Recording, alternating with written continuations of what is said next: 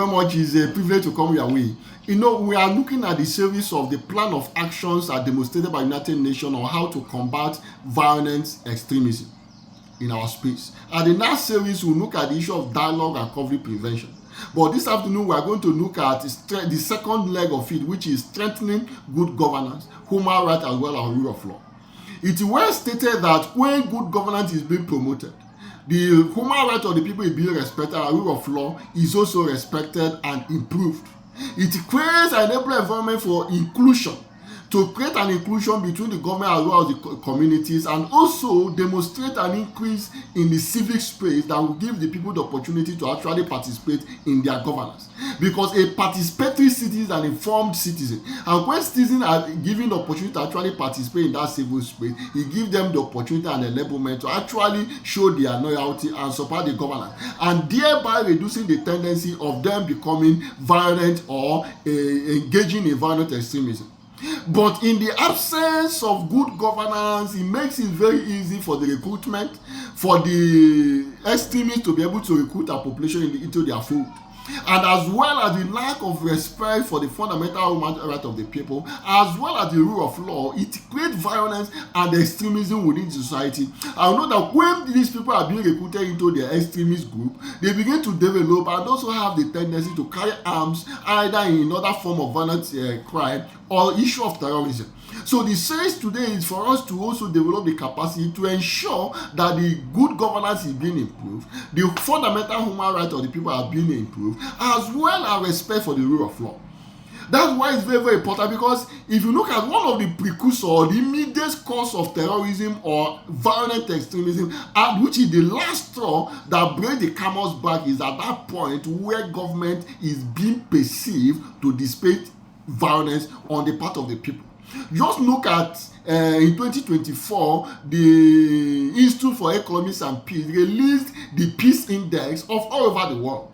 Out of 164 nations that were evaluated, Nigeria took 146 positions, just below a country like Iraq, Afghanistan, and Syria. Even our neighbors, such as a country like Burkina Faso, Mali, and Niger, they rank higher than Nigeria, because in Nigeria, the good governance is not being improved.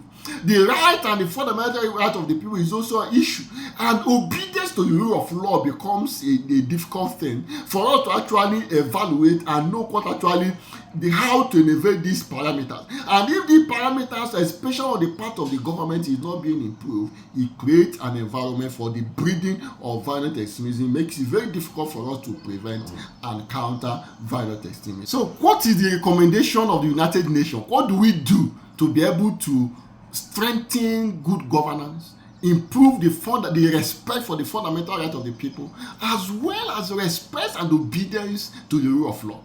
Number one recommendation is that let us review all our existing legislations, practices, standards, and protocols to see where there is any provision in that legislation that is discriminatory in nature, that is against the fundamental human rights of the people, or it becomes an anathema for the improvement of good governance on the part of the people. It's just like what is happening in Nigeria now, the issue of Nigeria Constitution in Section 305, where there are different legal opinions as to the intent and the purposes of that section of our constitution, the intention of the lawmaker, or the spirit of the letters of that constitution. Is it possible that we have a constitution that is well defined in a very plain language, stating the scope and its content for its application? Even a layman in the sea can actually interpret that sections. Not what we are having now, different senior lawyers, senior advocates, law teachers are giving different interpretation to that existing legislations. Because one aspect of legal interpretation that the law must be very, very clear in all its intent and purposes. It's not only lawyers that have the capacity to interpret the law. The layman is supposed to look at the law, actually know the position of the law, what the law expects of us to do per time.